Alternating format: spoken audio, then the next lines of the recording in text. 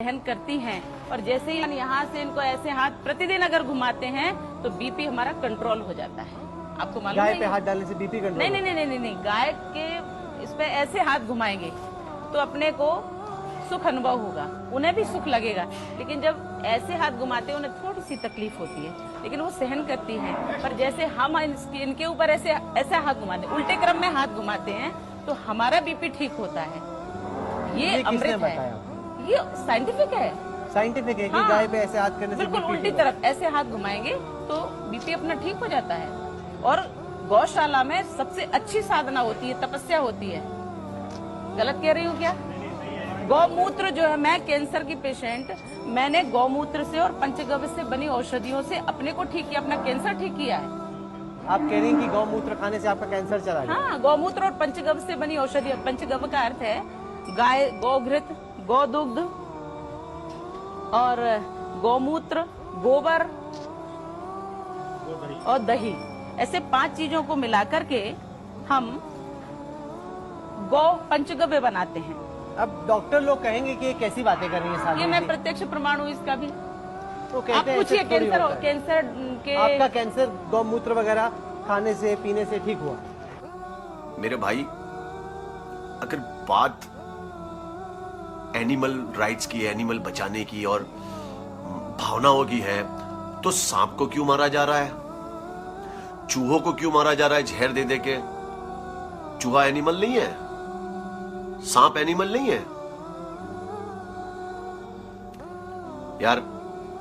भक्तों जागो मेरे भाई, हार्ली डेविडसन अभी तक चालू है और यहाँ के जितने बड़े लोग हैं उनकी बीवियां जो पर्स लेके घूमती है, जो लेके घूमती है, वो भी सब काव लेदर का है भाई। तो मतलब मुझे ये समझ नहीं आ रहा है कि सही चीज पे, सही मुद्दों पे आप लोग बात नहीं करोगे, सिर्फ आप लोगों से गलत काम करवा लो। Ryan, come here. Explain what that was, because everybody wants to know. That's the beef water with dry lentils and dry beef. Okay. ठीक उनको मुसलमानों के बारे में एक चीज जो खटकती है कि मुसलमान गाय का गोश्त क्यों खाते, वो उनका सवाल है। मैं पहले बोलना चाहता हूँ भाई साहब आनंद जी कि एक मुसलमान अच्छा मुसलमान रह सकता है 100% शाकाहारी होने के बाद भी। A Muslim can be a good Muslim even by being a pure vegetarian. शुद्ध शाकाहारी होने के बाद भी एक मुसलमान 100% अच्छा मुसलमान रह सकता है। लेकिन क्योंकि अल्लाह सुब्हानहू व तआला हमारा रब, हमारा खालिक, कुरान मजीद में अल्लाह ताला फरमाते हैं, सूरह माइदा में सूरा नंबर 5 आयत नंबर 1 में अल्लाह ताला फरमाते कि आप उन 4 पायों जानवरों का गोश्त खा सकते हैं जिनकी हमने इजाजत दी है।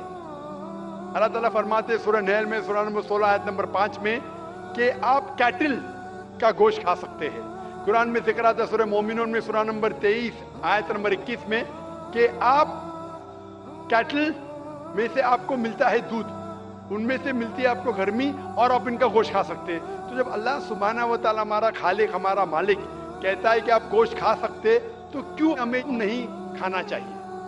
मैं आपको कोशिश करूंगा बताने के लिए कि आज की साइंस ये कहती है कि हमारे जिस्म में हमको प्रोटीन की जरूरत है, कम से कम 23 अमीनो एसिड की जरूरत है।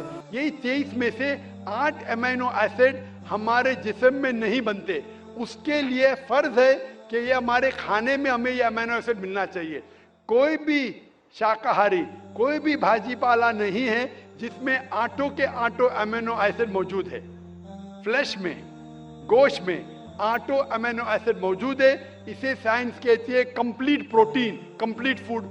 आज साइंस ये कहती है कि फ्लैश फूड में, गोश्त में प्रोटीन है, नियासिन है, विटामिन B1 है, इससे सेहत अच्छी बनती है। और आज आप देखेंगे जो जानवर जो शाकाहारी होते हैं, जो सिर्फ भाजी पाला खाते हैं, भेड़, बकरी, गाय, आप देखेंगे इन जानवरों के दांत इनके चपटे हैं, उनके पास हर्बीवोरस सेट ऑफ टीथ है। ये सिर्फ भाजी पाला खाते, गोश्त खा ही नहीं सकते। जब आप देखेंगे मांसाहारी जानवर के दांत, शेर बब्बर, चीता, उनके नोकीली दांत होते हैं। ये सिर्फ गोश्त खाते हैं, भाजी पाला खा ही नहीं सकते। जब आप अपने दांत आईने में देखेंगे तो भगवान ने, ईश्वर ने, हमारे खालिक ने हमें दोनों दांत दिया है, चपटे दांत भी दिया है और नोकीले दांत भी दिया है। अगर हमारा ईश्वर चाहता था कि हम सिर्फ भाजी पाला खाए तो ये नोकीले दांत क्यों दिया? गोश्त खाने के लिए। आज की साइंस कहती है कि जो डाइजेस्टिव सिस्टम है हर्बिवोरस एनिमल का, गाय, भेड़, बकरी के, वो सिर्फ भाजी पाला डाइजेस्ट कर सकते, गोश्त को डाइजेस्ट कर ही नहीं सकते। जो डाइजेस्टिव सिस्टम कार्निवोरस एनिमल का है, चीता, शेर बब्बर, ये सिर्फ गोश्त डाइजेस्ट कर सकते, भाजी पाला नहीं। लेकिन हम इंसानों को अल्लाह ताला ने, हमारे ईश्वर ने स्मॉल इंटेस्टाइन भी दिया है, बिग इंटेस्टाइन भी दिया है। हम भाजी पाला भी डाइजेस्ट कर सकते, गोश्त भी डाइजेस्ट कर सकते। अगर हमारा ईश्वर चाहता था कि हम सिर्फ भाजी पाला खाए तो हमें ये डाइजेस्टिव सिस्टम क्यों दिया जो गोश्त को भी डाइजेस्ट कर सकता है?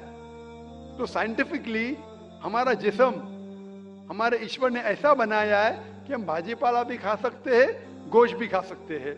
और बहुत लोगों को गलत फहमी है कि हिंदू मजहब में गोश्त खाने की ममानियत है। भाई आप हिंदू है ना? आपके नाम से लगता है आप हिंदू है। हिंदू है ना सर? जी हिंदू ही है। आप हिंदू है ना? हाँ बिल्कुल सही, आपके नाम से लग रहा है, आनंद आपका नाम है, आप हिंदू है। आपको गलतफहमी होंगी कि हिंदू मजहब में गोश्त खाना हराम है।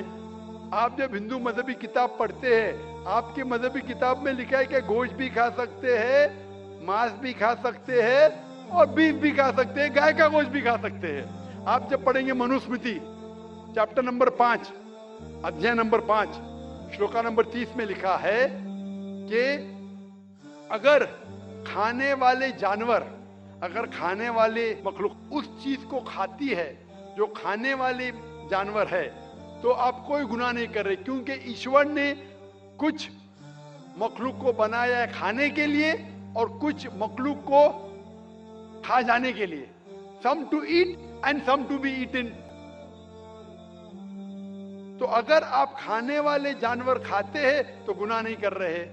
लिखा है मनुस्मृति में अध्याय नंबर 5 श्लोका नंबर 31 में कि अगर आप पूजा के लिए जानवर को कत्ल करते हैं तो कोई गुनाह नहीं करते। लिखा है मनुस्मृति में अध्याय नंबर 5 श्लोकान नंबर 39 और 40 में कि ईश्वर ने कुछ जानवर को बनाया है पूजा के लिए, सैक्रिफाइस के लिए। तो killing in sacrifice is not killing. तो कत्ल करना पूजा में कत्ल नहीं है। तो मनुस्मृति के मुताबिक आप गोश्त खा सकते हैं। फिर आप जब मुताला करेंगे महाभारत का, महाभारत में अनुशासन पर्व में अध्याय नंबर 88 में युधिष्ठिर, पांडव के 5 भाई थे, आपने युधिष्ठिर का नाम तो सुना होगा। युधिष्ठिर जो पांडव के 5 भाई थे, युधिष्ठिर पांडव में सबसे बड़ा भाई था। वो पूछता है भीष्म से कि हम यज्ञ में, पूजा में क्या खाना दे ताकि हमारे परदादा खुश होंगे। तो भीष्म कहता है अगर हम यज्ञ में, पूजा में चावल, बार्ली, सेब, भाजी पाला देंगे तो हमारे परदादा 1 महीने के लिए संतुष्ट रहेंगे। अगर हम मछली देंगे तो 2 महीने के लिए, अगर गोश्त देंगे 3 महीने के लिए, अगर खरगोश देंगे तो 4 महीने के लिए, अगर बकरी देंगे तो 5 महीने के लिए, अगर सुअर देंगे तो 6 महीने के लिए, अगर परिंदा देंगे तो 7 महीने के लिए, अगर हिरन देंगे तो 8 महीने के लिए, अगर बैल देंगे तो 11 महीने के लिए, अगर गाय देंगे तो पूरे 1 साल के लिए हमारे परदादा संतुष्ट रहेंगे। 1 साल। क्या दूध की बात कर रहे हैं सर? आप बफेलो देंगे, बफेलो तो 12 साल के लिए, अगर राइनोसरस देंगे या रेड मीट, लाल गोश्त, तो हमारे परदादा हमेशा के लिए संतुष्ट रहेंगे। पूरा मेन्यू है महाभारत में, हिंदू किताब में पूरा मेन्यू है।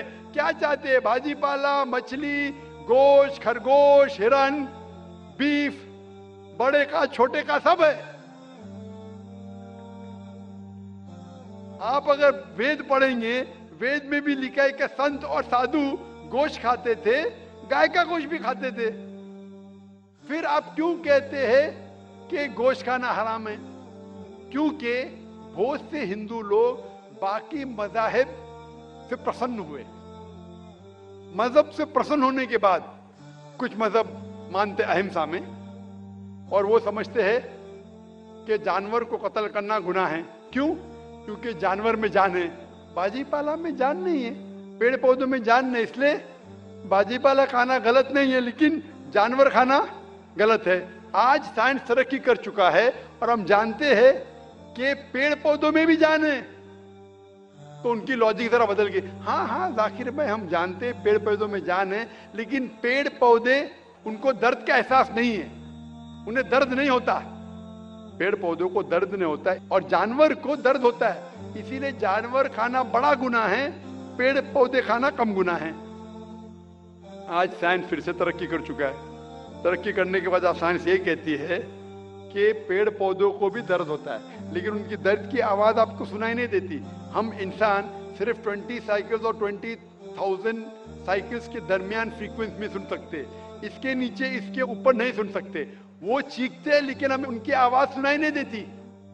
तो एक शख्स ने मुझसे सबसे ज्यादा बहस किया और कहा कि जाकिर भाई, मैं मानता हूं कि पेड़ पौधों में जान है, पेड़ पौधे को दर्द होता है, लेकिन पेड़ पौधों में सिर्फ 2 या 3 सेंसेस है, जानवरों में 5 सेंसेस है, इसलिए जानवर का कत्ल करना बड़ा गुनाह है। तो मैंने उससे पूछा कि अगर आपका भाई पैदा होता है 2 सेंसेस कम के साथ, वो सुन नहीं सकता है और बात भी नहीं कर सकता है, गूंगा है और बहरा है, जब वो बड़ा होता है और अगर कोई इंसान उसका कत्ल करता है, तो क्या आप जाके कहेंगे जज से, मिलॉर्ड, कातिल को कम सजा दो क्योंकि मेरा भाई गूंगा था, बहरा था, वो सुन नहीं सकता था, बात नहीं कर सकता था? आप तो कहेंगे कातिल को डबल पनिशमेंट दो, मेरा भाई तो मासूम था, ना सुन सकता था ना बात कर सकता था। इस्लाम में 2 सेंसेस लेस और 2 सेंसेस वो नहीं। इस्लाम में अल्लाह ताला फरमाते सूरह बकरा में सूरह नंबर 2 आयत नंबर 168 में 168 में, eat of the good things which Allah has provided you, जो अच्छी चीज आपको आपके अल्लाह ने दी है उसको आप खा सकते हैं। तो आप अगर मुताला करेंगे मजहबी किताबों का और साइंस का, गोश्त खाना कोई गलत नहीं है, और मुझे खुसूसन कोई गिला शिकवा नहीं अगर गैर मुस्लिम, अगर हिंदू गोश्त नहीं खाते, मुझे कोई गिला शिकवा नहीं, क्योंकि अगर सब हिंदुस्तानी गोश्त खाने लगेंगे तो हिंदुस्तान में गोश्त का भाव बढ़ जाएगा। आज महंगाई का जमाना है, पेट्रोल का भाव बढ़ रहा है, सब हिंदुस्तानी गोश्त खाने लगेंगे तो गोश्त का भाव भी बढ़ जाएगा।